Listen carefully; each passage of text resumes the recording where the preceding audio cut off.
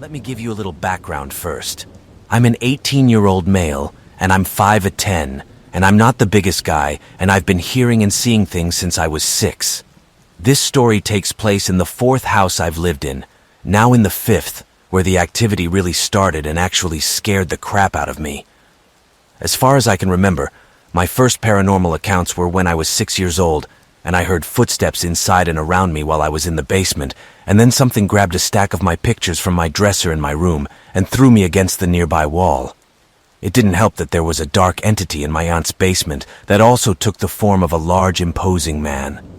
I never saw him, but apparently my cousins did. And if we stay there for more than a minute, we'll just run back up the stairs. All this happened in my second home. Then, in my 3rd house, when I was 12 or so, a visual phenomenon began to occur. It was here that I saw a door open and close, shadow figures twice, and a ghost. A tall and thin man in a striped shirt and jeans out of the corner of my eye. But after that, the appearance simply stopped for years. I honestly thought I wouldn't see anything else, but I've never been so wrong in my life. So it was about 2 years after I moved into my 3rd house in 2017. I was about 17 at the time, so I had an unfinished basement. Concrete walls, no drywall, and a completely open area. There were 3 light bulbs in this cellar. The shape of the cellar was almost a deformed O shape, with the lights placed at the ends of the U and one in the middle. And so every time I went to practice in the basement, only the light bulb in the space in front of me, one of the end ones, would start to blink or blink, sometimes quickly, sometimes not. It only happened when I got on the treadmill and kept going until I got off the treadmill completely, even with the treadmill turned off. Then I occasionally saw a shadow in that space when I was not moving. This shadow would raise its head from the boxes and then lean back when I noticed.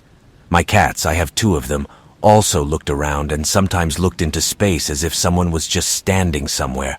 However, these lights were the events that led to what happened next. So it was a summer Sunday evening around 1 a.m., I would say later. I watched comedy videos on YouTube and worked on digital artwork. Art is the way I make a little money, out of habit, and also so I can hear my family when they call me every time.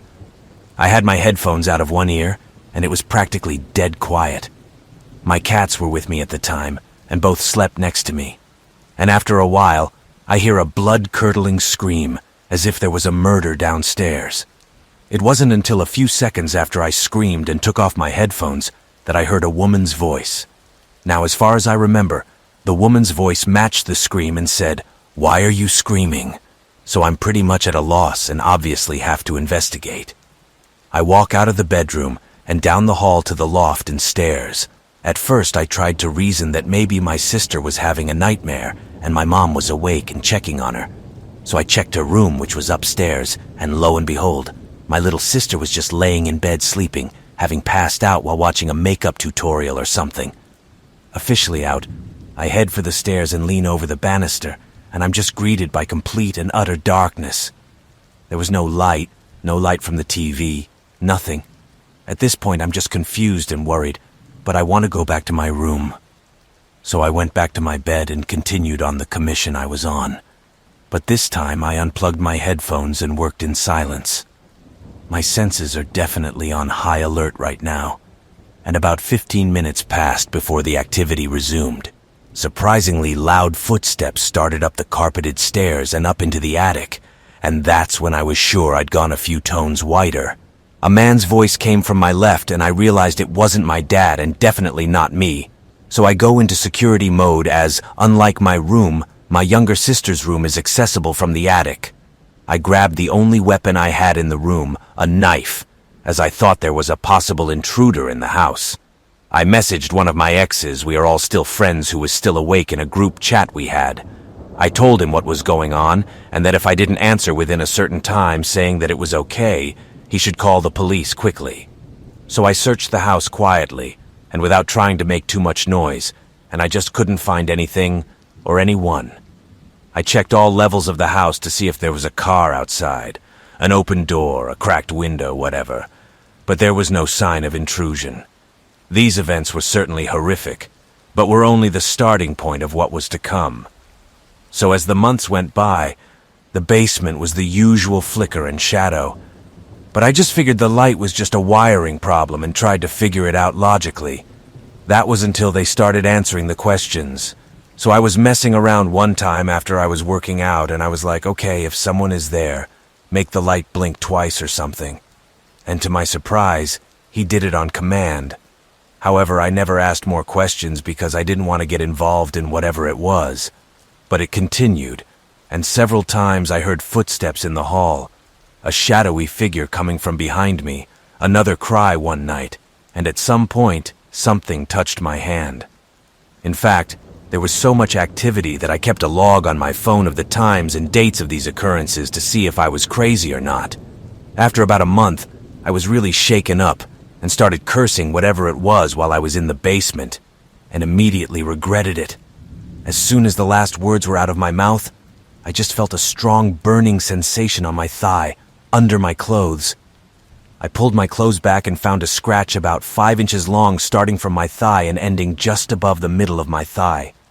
Then about 2 days later, again around 1:30 p.m., I was sleeping in my room, and I heard the papers on my desk start rustling and moving like someone was going through my things.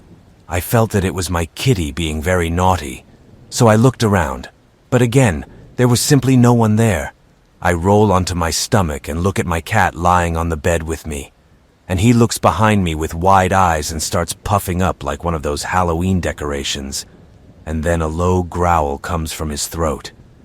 I was about to talk to him when I feel 2 hands on my shoulder blades and pressure on my lower back, like when someone sits on top of you. It honestly felt like one of my friends was sitting on top of me after we had a fight or something. My first thought was, am I experiencing sleep paralysis or something? I've never had sleep paralysis, but my mom definitely has it. And then I realized that I was definitely awake and could even move. So it couldn't be sleep paralysis. Instinctively, I start trying to thrash and take down whoever is on top of me. Whatever it was wouldn't let me get up off my stomach, so I flailed my arms behind me wildly. And that's when my hand touched the area above my back, and I just felt this intense cold sensation, like I just dipped my hand in an ice bath or something. However, it somehow threw me off what was there, and I instantly rolled over to sit up and look around, and there was nothing. By this time, my cat had started to calm down again, but neither of us went back to sleep that night for obvious reasons. That same day, I felt the same burning sensation as a few days before on my other thigh, and my leg was almost completely cut.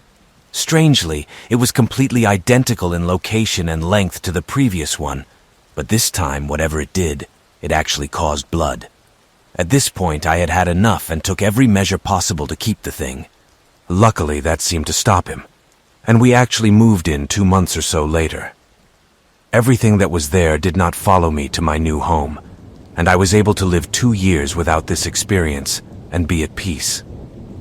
There are times when I wonder what that thing was, and I wonder what she wanted. Did it only want to harm? Was it an attempt to do something different? I don't know. And even with this curiosity, I don't want to find out. Am I crazy? Was it all just in my head? I hear there's a new family living there now, and I wonder if they had something similar to mine. Also, feel free to ask me questions if you want, because I'd love to discuss this with people if they want to. Thank you for listening. So last year was really busy for me, meaning I hardly had time to meet girls. Due to my busy schedule, I decided to create a Tinder account. I've never had any experience with this kind of app or online dating, and I wasn't really planning on meeting a random girl to go on a blind date or anything. I just wanted to see what all the fuss was about, if it really worked. So the program was still new to me, and I met this very beautiful girl. She appeared to be short, fair-skinned, and had a very beautiful smile. Her account was not some catfish or fake profile. It seemed genuine and legitimate. I knew at the time that I didn't really want to be with this girl like that, but she was pretty hot, and I said screw it. So I DM'd her with a simple hey, and a couple of hours went by, and we got each other's Snapchats and phone numbers and whatnot. We exchanged Snapchats, and I was sure her Tinder account was in no way fake.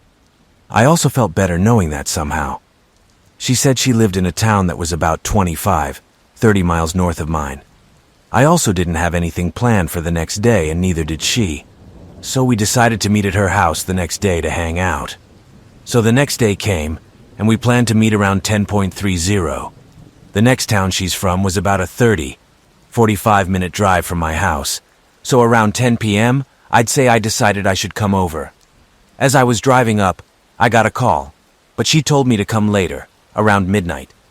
To be honest, I don't really mind, as I have friends who lived in her town, so I visited them while I was waiting for her. 23.45 rolled by, and I started to drive to her. My friends didn't know what I was up to. They just thought I had dropped in on them by accident. And so this girl sends me her address, and the first address she sent me led me to this upper-class suburban area. I got to the address, and it was close to what I would describe as a rather white mansion. I called her to tell her I parked in her driveway, and asked her to come outside so I could make sure I was in the right place. But then she said, "I can't see you. Are you sure you followed the instructions?" Well, to avoid any further trivia, she just sent me her current location via iMessage. At first I thought it was strange, but I followed the directions to the place anyway. It was midnight, and I was on my way to her current location, which was actually quite far from the address she had originally sent me. And as I drive, the directions tell me to pull off the track onto a dirt road surrounded by cornfields. Obviously, this scared me a bit because I was in the middle of nowhere and about 10 minutes from any civilization. Red flags started popping up in my head, but I ignored them because there was no way her account was set up like that. I mean, I've seen pictures of her on Snapchat, and as far as I know, you can't Photoshop them. So after driving down a very dark road through cornfields, the route took me to a ruined old house. To be honest, he looked completely unlivable. There were no cars on the street or in the driveway. The only light I saw was the porch light, and I called this girl to tell her I was outside. She replies, "Okay, I'll be right out." Also, I'm a pretty big dude and work out every day. Almost no one scares me, except there are situations where you are practically helpless and have no choice but to run away fearing for your life. So I'm waiting outside my car, and I see this figure come out the door dressed like a nun. Black veil, long black dress, voodoo charms, and also she is holding a voodoo doll on her left hand. I was really scared, but I honestly thought it was just a joke. I gave the camera a few seconds to pop up, but the man just stood there. And it was at this point that I slowly began to realize that it wasn't a joke, because a few seconds later, I saw another figure in similar black clothing peeking out of the door, and then start running towards me with a machete. I don't even try to fight back, because I knew that these psychos would probably gut me or skin me alive. I immediately jumped into my car and drove her out of there, and a few seconds later I heard a gunshot. I'm in my car saying prayers with tears in my eyes because I was hoping to get away with my life at this point, and then her number kept calling me as soon as I got out. I blocked him, and then another number started calling me, and I blocked him too. Eventually I escaped and calmed down, and I ended up staying at my friend's house that night. I explained everything that happened, and he wanted to go and check it out with our group of friends, but I was too scared to even go back there. Yes, I called the police, and they went to check. But by the time they got there, the place was abandoned. But they ended up saying that the address had been vacant for years, and that they just ran a report on it, and whoever they were never found them. From then on, the whole thing was bad, and the girl planned to lure me in so they could do God knows what to me. I deleted my Tinder account after that, and I'm pretty sure it works if you're just trying to poke around, but for some reason I had no luck the first time I decided to use it. My advice? Never meet a stranger in a non-public place because things can really go downhill fast. Last year I lived in the north of Spain for 6 months. About a week before I was going to go back to Ireland, a friend and I were at my house having dinner and a few drinks. I was renting an apartment in the city, and my roommate was an older woman, maybe 50. I'm 20. That night my roommate went out to dinner with her friends, and about a minute after she left, someone knocked on our door to let us into the building. I looked at the camera and didn't recognize the woman. She looked about 20, 30, so I just assumed it was one of my roommate's friends and she came to meet her or something. At first I didn't let her in because I didn't recognize her. She moved away from the door, but I pressed the buzzer as soon as she was gone. And then I walked away from the camera myself, meaning I couldn't see if it actually went in or not. figuring that if she doesn't come in, she'll just call or text my roommate. But boy, was I wrong. This woman entered my apartment on the 6th floor. She came only 2 minutes after my roommate left, so I know she didn't go up the stairs, and I know they must have seen each other when my roommate got off the elevator and the lady came in. Realizing now that this was strange, I decided not to answer the door when she rang. I look into the cell to make sure it's no one I actually knew. At this point, I back away from the door and gesture to my friend to be quiet. We creep back to my room, which is on the far side of the apartment, and I start calling my roommate, who doesn't pick up the phone.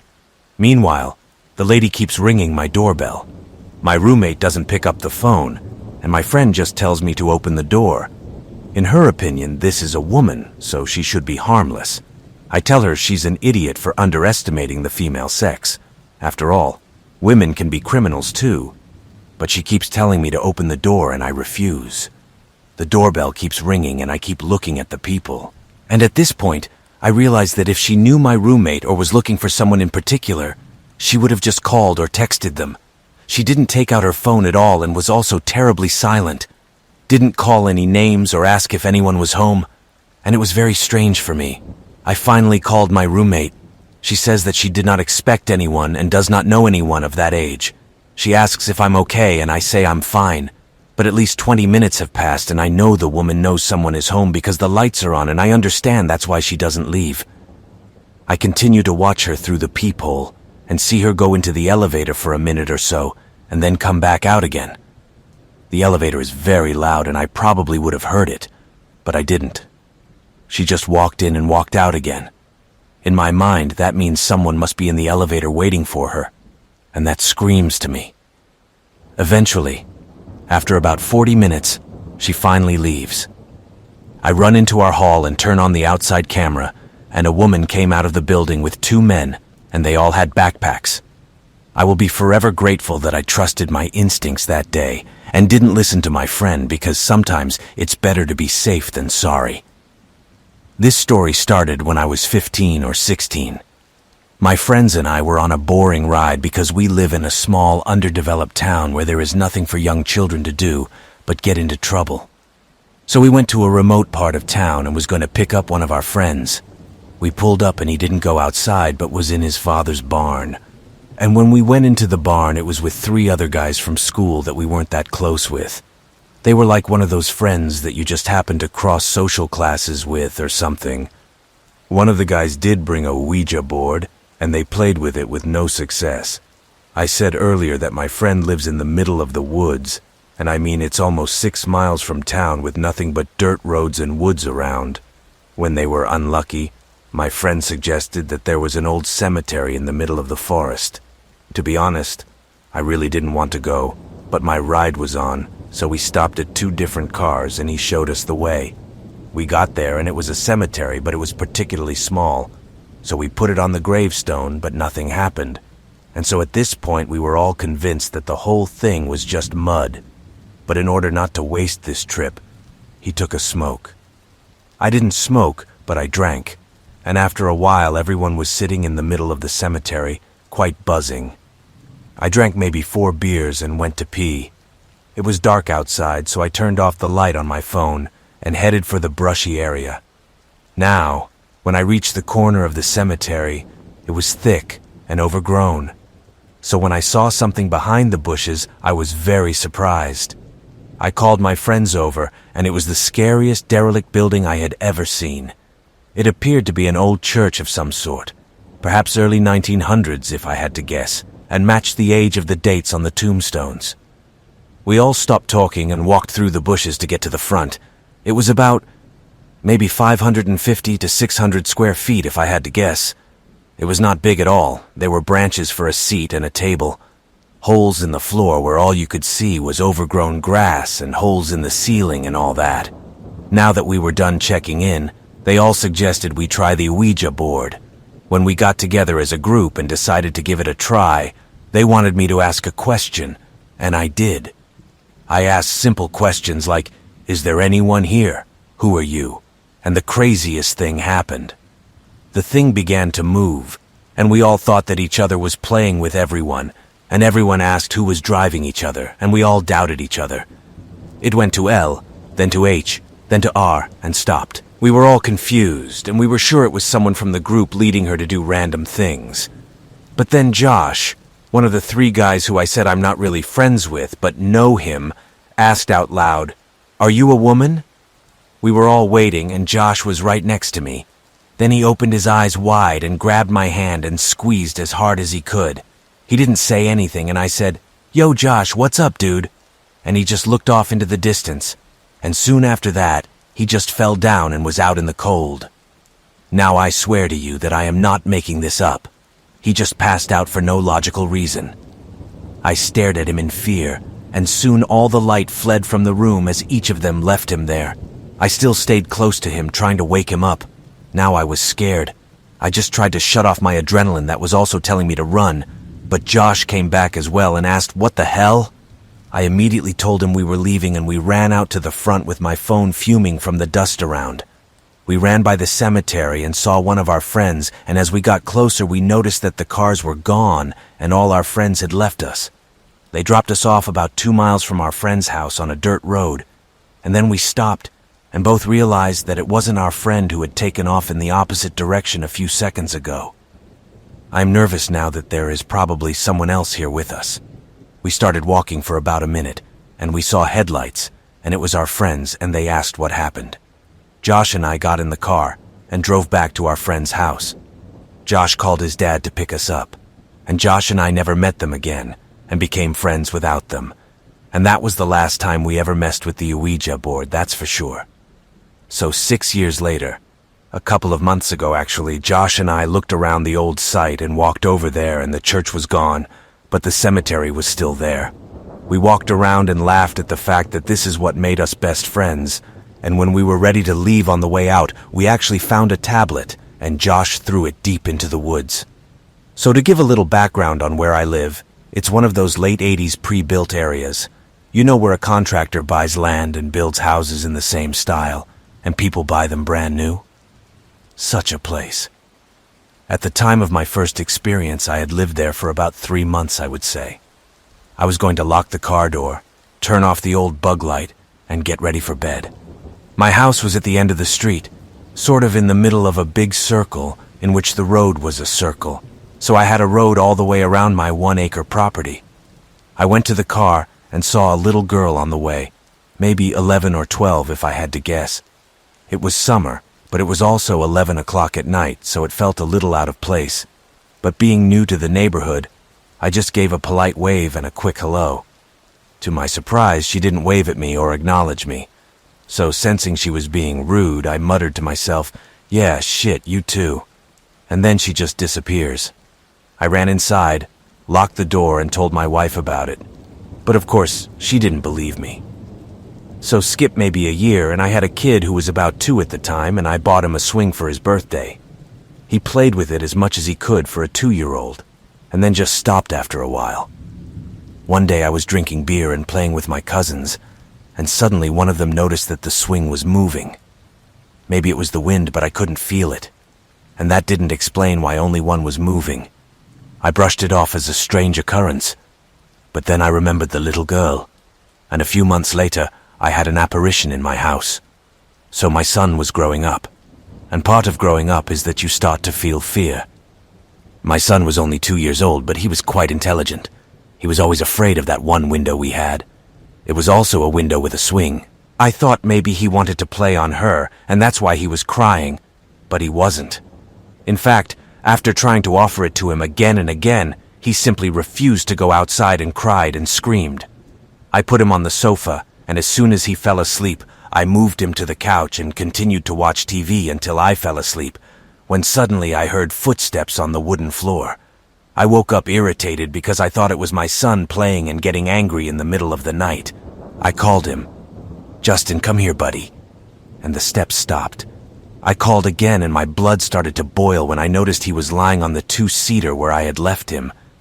Needless to say, I was scared at this point. Also, I kept seeing orbs and shadows. Maybe I was being paranoid and it was just my imagination, but it seemed real. I told my best friend about the situation, and he was excited to see if he could gather some evidence. He's like one of those top-notch Ghostbuster type guys, and he had this thing that makes white noise. And the idea behind it, apparently, is that a ghost or something can talk through it. And because of some extra vocabulary, I thought it was all just bullshit, until we had several answers. He started by asking simple things with no answer. Then, when he ran out of questions, the thing said, "Sweep." This made me feel a lump in my throat, and I went to the window where the swing was. But to my relief, nothing seemed out of the ordinary. Then he asked again who you were, and the box said street, which was immediately followed by a girl. And at that moment I had listened enough, and knew that it was her, the girl I had seen. In the end, he closed it and turned everything off, and I went outside because he wanted to see the girl as we were standing by the road in the same place where I saw the girl. He used a recorder for EVP. He played the audio, but no luck. Suddenly, we hear footsteps again. And he said, "It looks like your boy is up." I reminded him that my son and wife were in Florida visiting Grandma. He wanted to continue his investigation, but I refused to make anything up, and didn't even want to believe it was there. The next day, I searched the internet to see if there had been any tragic events in the house. But the house was only owned by an older gentleman, and I couldn't find anything about the neighborhood either. To this day, I see the occasional swing, footsteps, and the occasional shadow or ball. But I've just accepted her place in my house until I have a reason not to. My son still gets scared for seemingly no reason while his eyes are on something, and he even asks me about the dog that sometimes sleeps under his bed. We don't have a dog and never have. All in all, things seem pretty harmless at the moment. I had paranormal experiences as a kid, quite a lot too, but it all went away as I got older, and I don't plan on leaving just yet.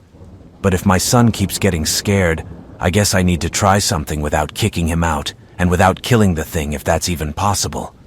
I don't think this thing is sinister or demonic, just maybe a lost soul that somehow feels comfortable with me and my family, and I can't help but feel sympathy for it.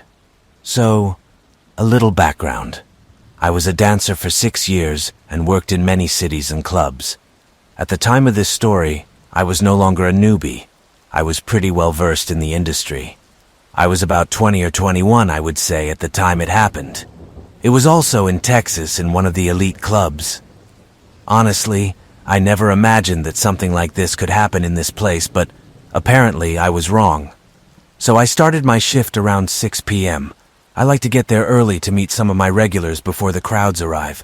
It was about 8:30 or 9, and this very handsome guy came with friends. All of them were older, 40, 45 years old. I grabbed a few of my friends and we went and sat with them. It wasn't hard to convince these guys into the VIP rooms with bottle service, but this is where things got a little weird. The guy I was talking to wanted a private room just for us. I thought maybe because his friend looked like a bully and wanted to play, he wanted a quieter area. I wasn't complaining though, because it meant I wouldn't have to share my part of the room, stupid enough to see the dollar signs and just walk away. We got 2 bottles of wine, some drinks and glasses, and we settled down. Now, a lot of the guys who come to these clubs really don't let go, and so they've also brought some illegal substances. And these guys had almost everything. I was definitely a party girl back in the day too, so yes, I was part of some of that, but I wasn't stupid either. So we were all hanging out together in the same room during this time. I smacked what was the back of my hand a little and continued to drink. After we were all excited and ready to party, my boyfriend pulled me into another room. This guy was 6'4" I'd say. Obviously, it turned out a lot, and I must admit it was also attractive. I, on the other hand, was 5'6" without heels and about 120. So I sat on his lap and started talking to him and making moves to get him to empty his wallet. We chatted very well, and my bouncers were very good at checking the girls in the rooms because they were quite secluded on the 2nd floor. And after about 20 minutes of talking, something just snapped. And suddenly he literally put his arms around my neck, picked me up and slammed me against the back of the sofa. The backs of the sofas were high and padded so you couldn't hear the other side and the music and all that. I was literally frozen with fear. In almost 3 years of dancing, I have never been in such a situation. He started calling me names and spitting in my face, and his grip on my neck got tighter and tighter as he felt me trying to take a deep breath as if I was going to scream. Luckily, there were also VIP rooms opposite the big viewing area, and the bouncer noticed me kicking and waving. I vaguely remember all the bouncers running into the room and having to pry me from his arms. When I finally sat back on the couch, he was on the floor and out of the room, and his friends were acting like they didn't even know him. But my manager grabbed me and carried me like a baby to the locker room and asked if I needed medical attention, and I said no because I was so shaken up. His friends talked to my manager and basically gave me the blame for what happened, and apparently he was going through some kind of divorce or something and just took it out on me instead of his ex. If that bouncer hadn't seen me then, I don't know what would have happened to me that night, and I try not to think about it too much these days. One day I stayed up late. My anxiety and I battled all day, and the loneliness of the night only made it worse. It was about 2 a.m., and I was in the kitchen trying to cool down, eating an apple and some crackers or something. When I was done, I turned off the lights in the house, double-checked that the house was locked, then went to my room and went to bed with my dog. I tried to relax and watch YouTube for a while. About an hour later, now about 3 a.m., and my dog started going crazy. He jumped off the bed and started whining and scratching at the door. I figured he needed to go to the bathroom, so I put a harness and a chain on him, and I do that because my dog gets curious and often tries to leave the yard. The leash is about 15 feet long, so he can go to the edge of the yard and do his thing where he likes best. But as soon as I opened the bedroom door, he ran faster than I've ever seen him run, ripping the leash from my hands. I ran after him and turned on the flash of my phone. He ran out the back door, which was wide open. Obviously, that wasn't a good thing considering the fact that I had locked it exactly an hour before. But I was quick to grab the leash before he jumped the fence. I grabbed a good length and pulled him out onto the porch. I held the leash as tight as I could as he barked and dashed into the bushes. They started to rustle, and I heard someone climb over the chain-link fence. I quickly shined a flashlight in that direction, but I didn't see anyone. With a trembling voice, I said loud enough for whoever could hear, "Who's there?" There is no answer. However, not long after, I saw a long branch sticking out and repeatedly banging against the fence. Then whoever or whatever was there dragged him along the fence, humming rhythmically along the way. At that moment, I was completely frozen. But after a moment of silence, there was a series of thuds, and whoever it was began to drag the stick up and down the fence faster and faster. And just then, I made my way out of my backyard and back inside, dragging my now foaming at the mouth dog. Closing the back door behind me, I ran to my parents' room and told them what had happened. They called the police and I gave a statement. From what we can tell, the only thing missing is one 15-pound dumbbell. I can't help but think what would have happened if I hadn't let my dog out of my room last night or if I had even fallen asleep. Needless to say, I hope this man never comes again.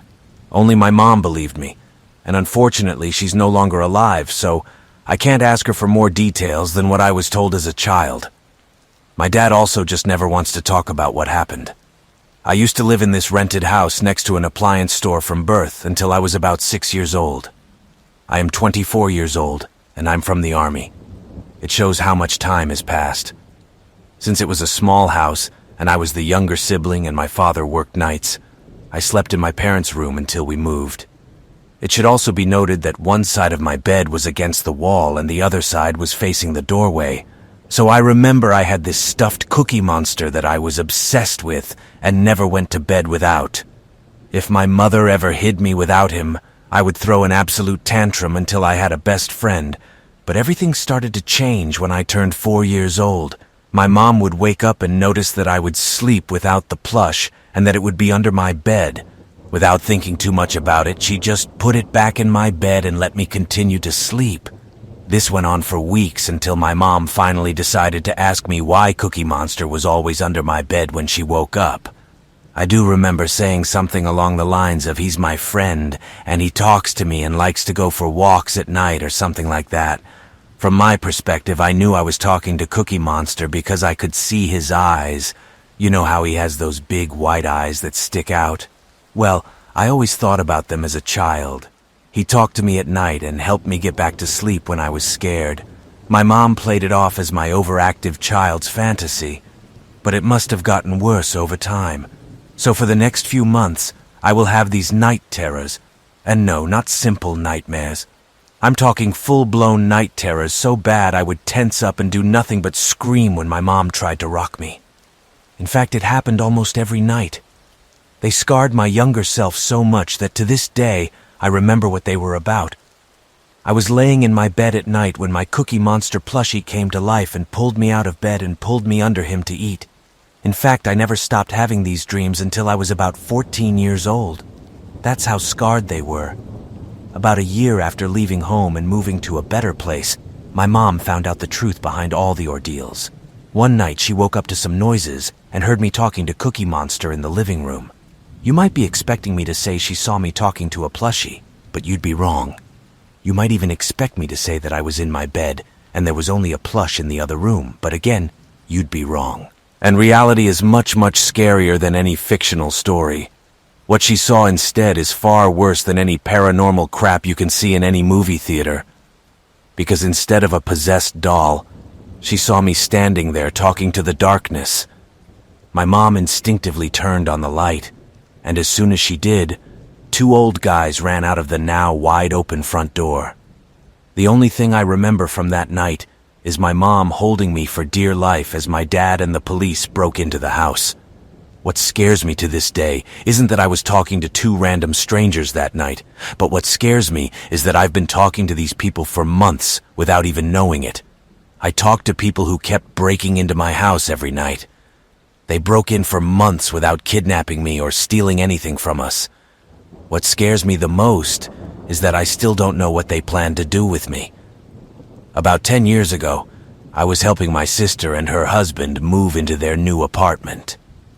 It was in a far city, so I couldn't exactly drive home right after we finished, and their place was also pretty crowded. So I decided to spend the weekend at her friend's house, whom I'll call Mary, for my bus home on Monday. Now Mary is a widow. I'm also a guy, so keep that in mind. When I first entered Mary's house, I was immediately struck by how unwelcoming the place was. She was very sweet, but there was only anger in the house, as if I was an intruder. The building was also freezing, despite the fact that it was summer and there was no air conditioning. It was unpleasant to say the least, but I just chalked it up to my own nerves. Mary starts to show me around the house, but a feeling of just deep anxiety begins to creep up on me steadily, starting right in my gut. Something is seriously wrong with this place, but I don't know what exactly. One room was her husband's office, and it looked completely untouched, as I guessed it was at the time of his death. Files, books, computer and keyboard, pens and pencils, and even an old coffee mug. It was all covered in serious dust as well. The room didn't look exactly sinister, but it was definitely strange. So she finally leads me to the guest room and I start getting ready to enter. Around 11 p.m., I leave the only luggage I bought on the floor, change into my pajamas, get into bed and try to sleep. A few hours later, around 1 or 1:30, I think, I wake up to what sounds like footsteps. I'm not too worried, thinking that Mary must be going to the bathroom or something. But then, something just hits me like a brick. These steps are too deep and too loud to belong to Mary. They sound like the footsteps of a really big guy. Now I'm sweating, but all I can do is stay put and try to go back to sleep.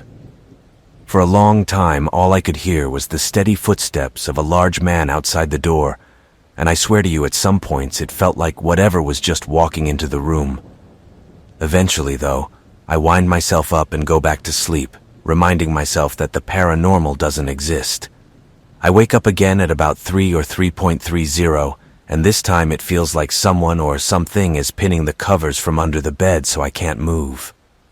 Obviously, I'm scared and almost paralyzed with fear. After a few moments of struggle, I manage to get the blanket off, and then the bed just starts shaking violently. I grab my phone and just take it off. I rush downstairs in my pajamas and call a cab to get to the hotel because I'm too scared to stay any longer. After getting off the phone, I rush back into the house to collect my things from the guest room, and I'll never forget what I saw next. When I open the door to my room, to my utter horror, I find that my luggage has been neatly placed on my bed, opened, and the contents completely strewn about. I practically shit, try to get my stuff in my bag and run out of the house. My dad told me this story on a long car ride, and it's been stuck in my head ever since. So it happened to my dad's cousin, and my dad and I were about the same age at the time. He was 14 and my dad was probably 13 or 12, I think. But they lived in a very bad neighborhood where gang activity was extremely common. But this story is not about that. Let's move on to the Ouija board instead. So I'll just call my dad's cousin my uncle because our family does it out of respect. My dad was also very close to his cousin, but he often thought he was a bit crazy at times. My uncle used to play Ouija board by himself in his room almost every day, and he always asked my dad and others to play with him, but everyone always rejected his horrible offer. He always said he played it just for fun, but my dad said he was mostly addicted to it. But one day my uncle's dad found him in his room foaming at the mouth, with just inhuman behavior and a very deep voice like you see in horror movies. Father was afraid to even touch him, but he had to hold him. His parents rushed him to the hospital and he kind of came to, and after some observation but nothing worked, they took him to the priest, and it was almost like... A few days later, my uncle tells my father and his friends that when he was playing on the Ouija board, when he asked when he would die, the number 14 was written on it. My uncle told them that this could be the amount of time that he should to live, whether it was a matter of 14 days or 14 years or maybe even the age of 14. No one believed him. My dad honestly thought he was just being silly. But just a few days later, my uncle was shot and killed by a gang member.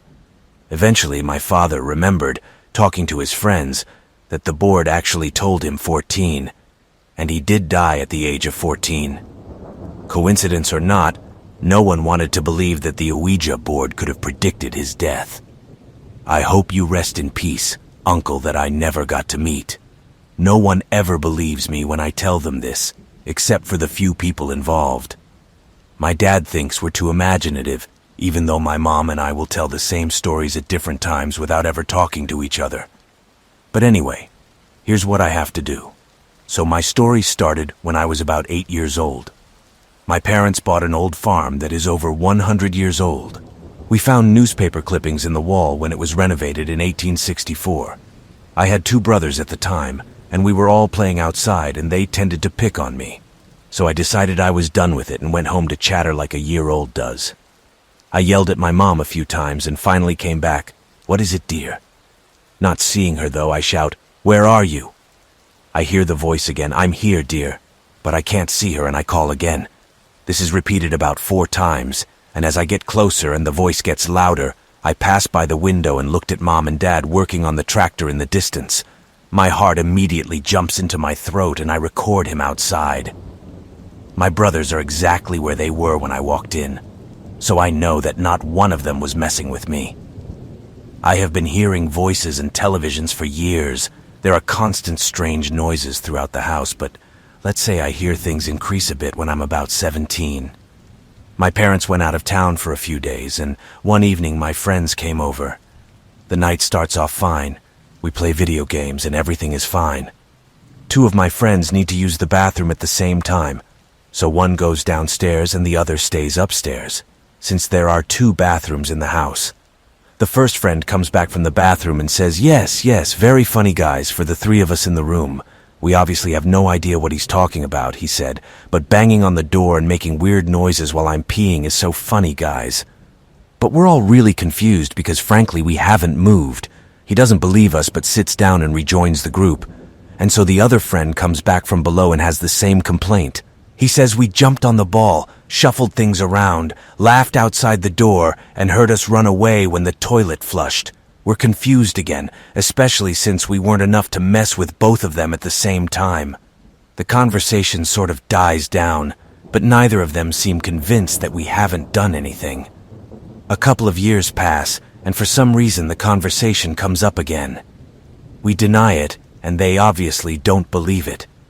Eventually it turns into jokes about ghosts and how we disturbed them when the house was being renovated. I think I was about 13 when we started the renovation. The banter continues and someone said, "Oh, come on, "You don't believe in ghosts, do you?" And everyone is like that. No, probably not. If there's a single fold closet door on the other side of the room, and like we said, that door explodes so hard that the folds snap and almost close back, we immediately stopped this conversation, lit all the lamps in the house, and no one dared to touch this door. The next day, I wanted to make sure nothing fell, but when I opened the door, there was nothing to close the door, and nothing big enough to fall to slam the door open. Although when I get to the point where I'm in my 20s and I tell my mom about the weird things I've witnessed, she tells me, "Oh yeah, I know, there's a family of 3.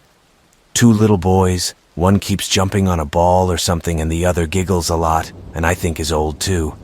And mind you, I haven't even gotten to that part of my story yet. My mom has been in the antique business for many years. I worked with her on various occasions, often switching from working in the shop with her to construction with my father. For a while, she ran her business in several cities with my best friend's father, and the business was okay, but she wasn't making enough to support them both. A few years ago, she sold her property to him and simply packed up some of her belongings from the store to bring home with her. My dad, however, surprised her and rented her a building in our hometown so she could run her shop. She quickly bought everything there and started unpacking. Now, while I was packing, I found an old Ouija board from an estate sale that she bought. I showed her.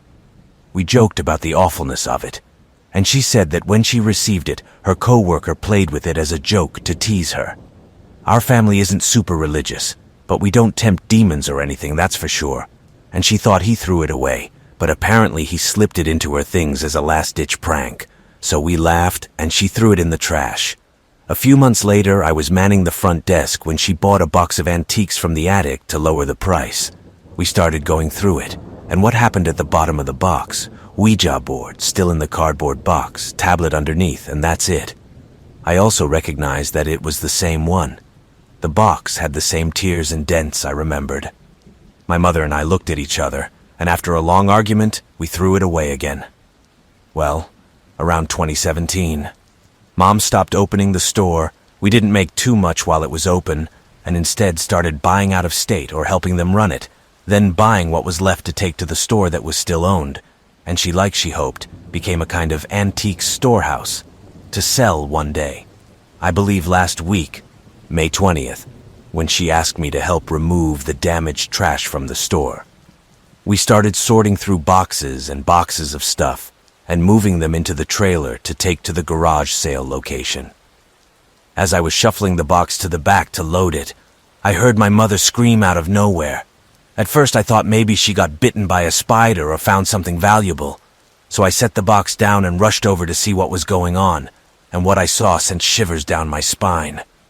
In the back room where she was, the back wall was lined with shelves, and in front of her were clothes racks and boxes of clothes. After moving the boxes, the shelves were clean. Most were cluttered with knickknacks or the like, but on the bottom shelf, in the center and completely alone, was a familiar board game-sized cardboard box. We just looked at each other. Neither of them said a word. We pulled it out, and sure enough, it was the same damn box. The corners were torn, the sides were scratched. It was exactly the same one I'd seen thrown away twice. Still, somehow that was it. We tried to tell my father, but he is not superstitious at all. My brother didn't believe us either, and they assume it's a separate game, and part of me wants to think so too. But I've seen this box too close too many times, and I know for sure it's the same one. I lived with some of my friends a year and a half ago. We are all pretty religious. At least 2 of us work in religion. We talked about how we don't believe in ghosts and demons, at least in the sense that we can't see them if they're real. We started talking about how, if we saw one, it would completely change our perspective. And so I said out loud, "If there's something here, I want you to just show us." 2 nights later, I sleep soundly and have the most vivid and violent nightmare I've ever had.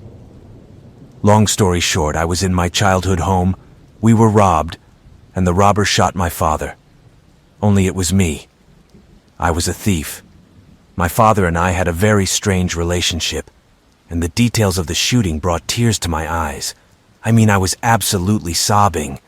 And then I looked at the foot of my bed and saw a man sitting on his heels looking at me. He looked 80 years old, but he had never reached puberty. This is the best I can describe. His face looked kind, but his eyes were so evil that I felt horror in my soul. He also looked almost curious, but very sick. He was wearing clothes that looked like a newspaper salesman from the 1890s in New York or something. I only saw him for a split second, and then he was gone.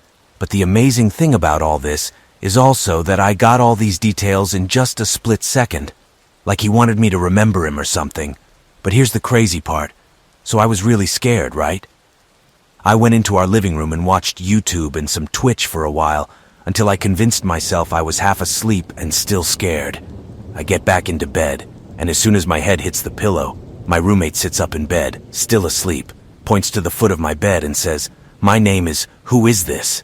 And at that moment, I literally lost my mind, drove home at 3 in the morning and through tears told my parents that I wanted to. Home until summer. I stayed home for a week or so, and then came back and my roommate started having night terrors after that. But we moved soon. I've never been so scared in my entire life, and I've had a few questions about my roommate's night terrors a few times, so I'll give you some details.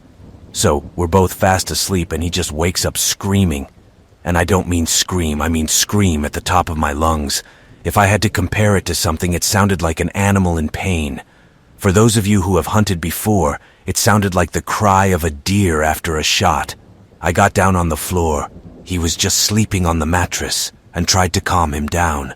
But our eyes met and he started trying to climb over me, still screaming. He looked scared, in complete terror, and after 2 or 3 minutes, he just stopped suddenly, started mumbling and fell asleep again. I held his hands and our fingers were entwined like when you wrestle a bit, and the next day I had bruises from how hard he squeezed. The next morning I asked if he remembered waking up screaming and he said no, but I had a crazy dream. You got out of bed and started attacking me, but you were covered in this black slime, like your face was melting. But it was a glue like tar that smelled rotten. After that, my 2 roommates and I got together and prayed in our room, and nothing bad happened after that. Other less interesting things have happened. For example, pillows were removed from sofas and things fell apart in the middle of the night. One day, a bottle of wine just exploded out of nowhere, scaring us to death. But it could all be related to something else, I guess. To be clear, I am also a seminary student and work in high school ministry. Not quite a youth pastor, but sort of. I don't believe in spiritual healings or anything like that. I'm much more naturalistic in my beliefs. But these things did happen. Whether it was a hallucination or a general spiritual thing, I have no idea. But I'll tell you one thing. I really don't like to think about it. It happened about 6 months ago. The way my backyard leads to my garage. The backyard looks more like a deck, to be honest. So there were a lot of cops in my neighborhood a few weeks before this creepy guy. It's a city with a low crime rate, so nothing big ever happens here. Maybe one stabbing every 3 years and a shooting every 5 years or something. But the police must have been looking for this really creepy guy. So one night, I was home alone playing some video games in the basement when I heard a loud bang outside my garage. So I go upstairs to check, and I look outside, and my garage light is on. At first, I think it's my girlfriend just coming back from work. So I stand there for about 5 minutes, waiting for her to come out the garage door. But nothing. So I called my girlfriend and asked if she was home, and she tells me she won't be home for at least another hour. I'm shocked because I know I definitely wasn't the one who left the light on. So I ended up calling the police at that point. They came and checked the garage and told me that someone had definitely been there because everything was just scattered everywhere. The cop who came in said he was going to sit outside my house until my girlfriend got home, and my girlfriend gets home and the cop waves goodbye. I thought they were just kids or something. My girlfriend goes to bed while I cooked, ate, and went out for a smoke. I get out, light a smoke, and look towards my gate. Nothing happened, but I just thought to myself that my mom was cheating on me when I heard a noise at my side gate. I look over, and there's a guy in his 40s looking at me. I ask him, "Oh, what the hell are you doing?" I think I was shocked. But then he tries to open my gate.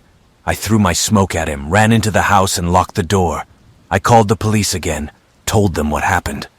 They came again within 5 minutes and told me there was no one around, but believe me, he was there because the gate was wide open. I haven't seen him since, but it definitely scared the crap out of me. I live in Russia, and my meeting took place about a year ago in February.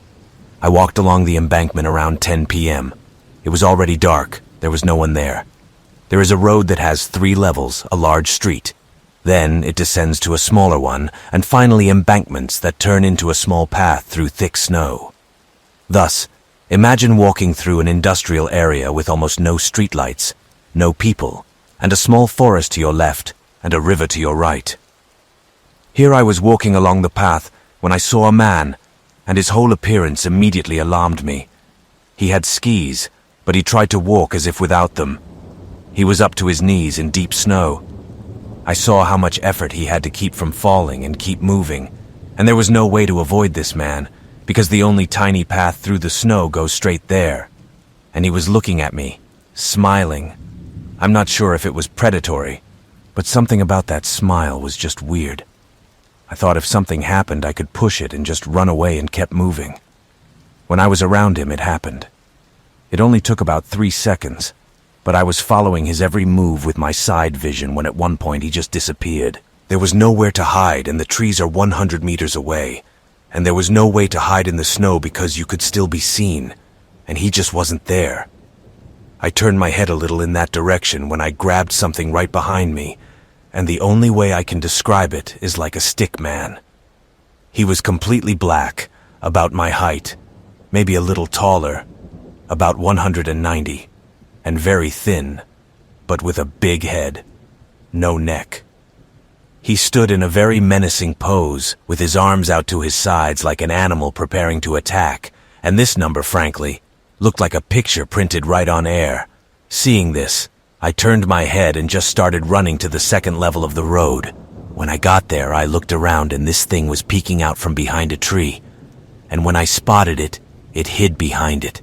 I honestly thought that this thing was behind me, and that I was going to die for sure seeing it, and when I got to the 3rd level there were cars nearby, so that finally calmed me down a bit. However, I looked back again and saw that the stickman was standing where I was a few seconds ago, right in the middle of the road. The whole landscape looked so unreal that at one point I honestly doubted my sanity. However, this time I looked into the eyes and tried to see the thing. The croupier moved slightly back and forth, but his whole body had a very steady, dark black figure. And I must also mention the feeling I got.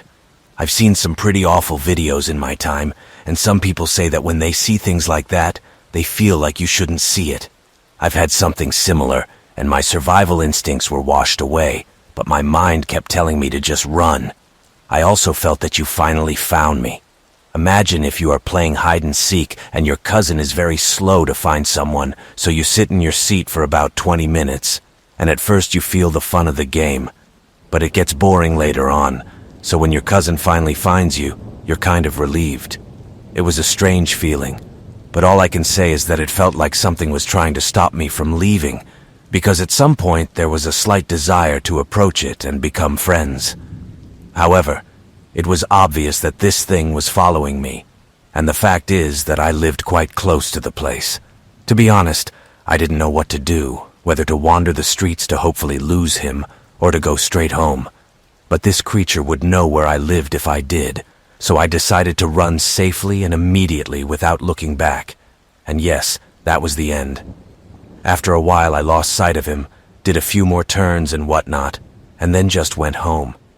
Ironically, that night was one of the first times I had sleep paralysis.